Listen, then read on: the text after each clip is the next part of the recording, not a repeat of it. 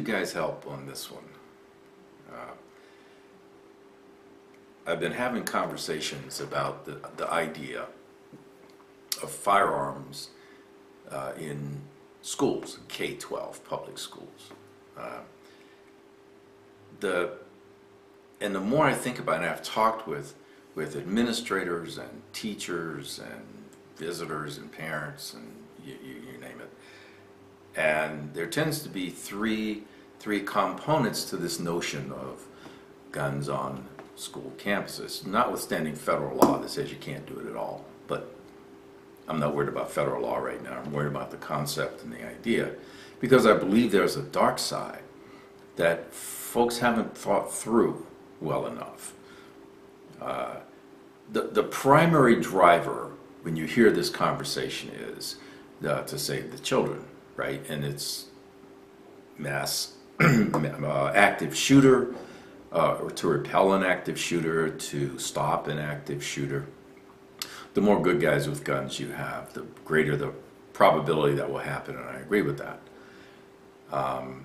Then the second one are visitors, like you and I, law-abiding citizens who just don't want to have to disarm because of some gun-free zone thing. And remember why we carry. We carry to defend ourselves and our loved ones and the innocent against bad guys. That doesn't mean we run to gunfire. It means that when we are present and we are able to do those things and choose to, then we may. So it's how do you harden and be able to interdict a bad person trying to harm the children, regardless of age, because a high school kid is still a child in a lot of ways.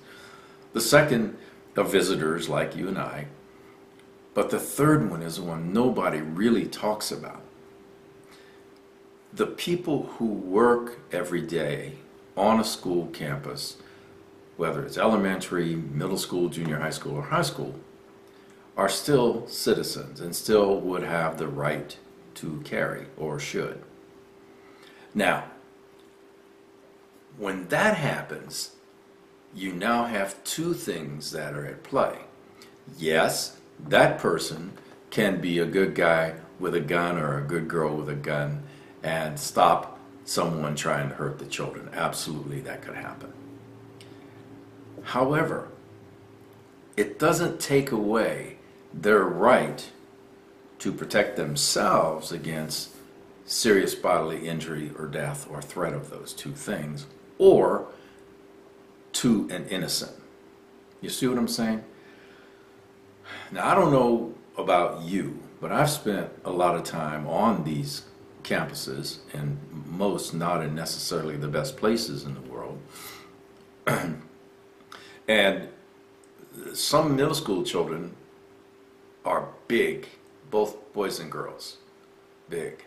Most teachers are old and female. When you get to high school, the disparity of force, and I use that term intentionally, the disparity of force between the student and the teacher is huge. A 17-year-old football player can beat the holy snot out of a 50-year-old biology teacher. You understand what I'm saying? And these threats, both verbal, teachers have been punched, beat down a lot, right? I don't have numbers, but all you have to do is talk to teachers. They'll tell you what that is like.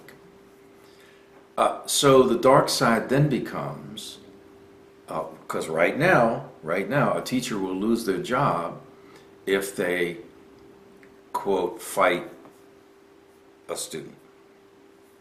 And in some cases, they can't put hands on a student without going through special training on how to do that without harming the child.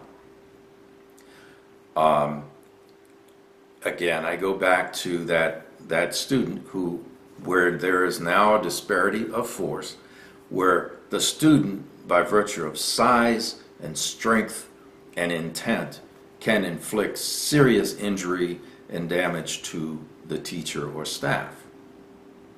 So in that sense, in that case, the teacher would be allowed to use the force necessary, including deadly force, to stop the child.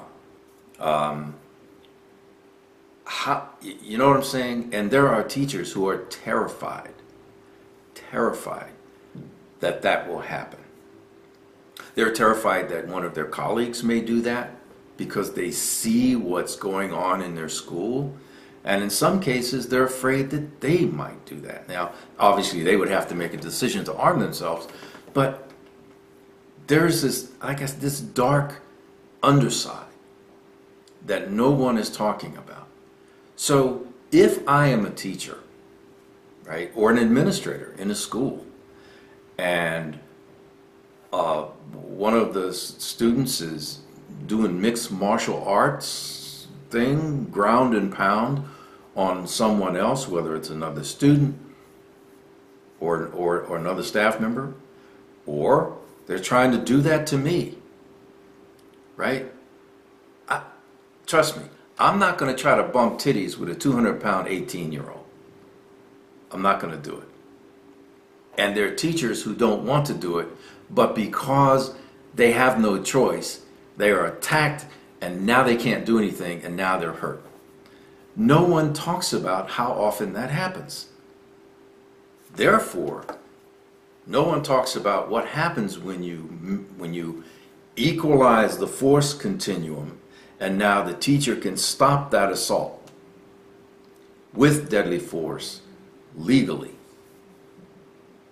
Now, what would then happen if children start to drop because teachers, administrators refuse to be assaulted anymore? I don't know. They're not law enforcement. They're not there. They're there to teach the children. They're there to teach the children. That's what they hired them to do. That's where their heart is.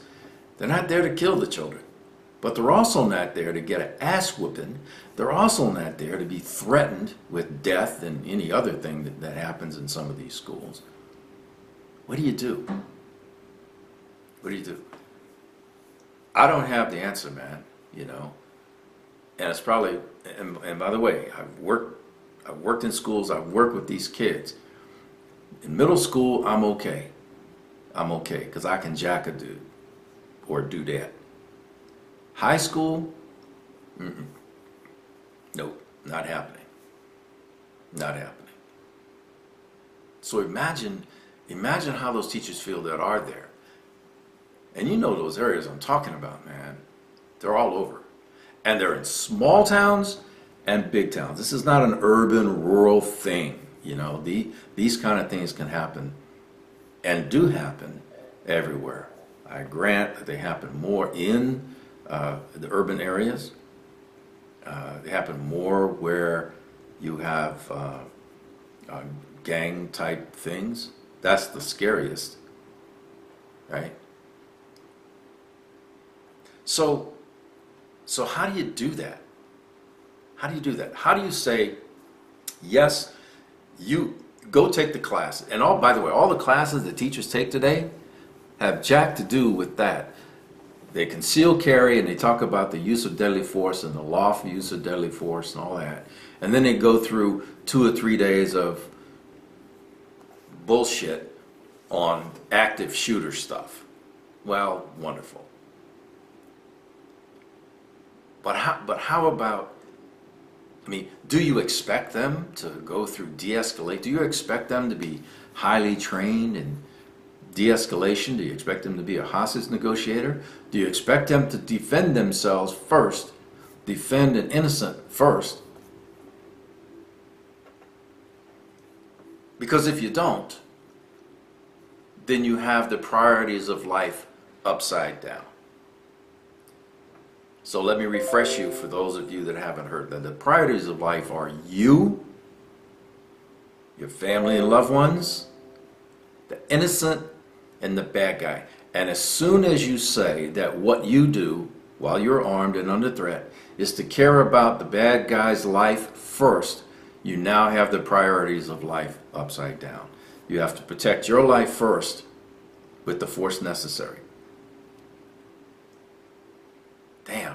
And that means shooting someone under 18 who may not be armed with a knife or a gun, but the disparity of force, male to female, weight, youth, age, all of that matters, and it matters.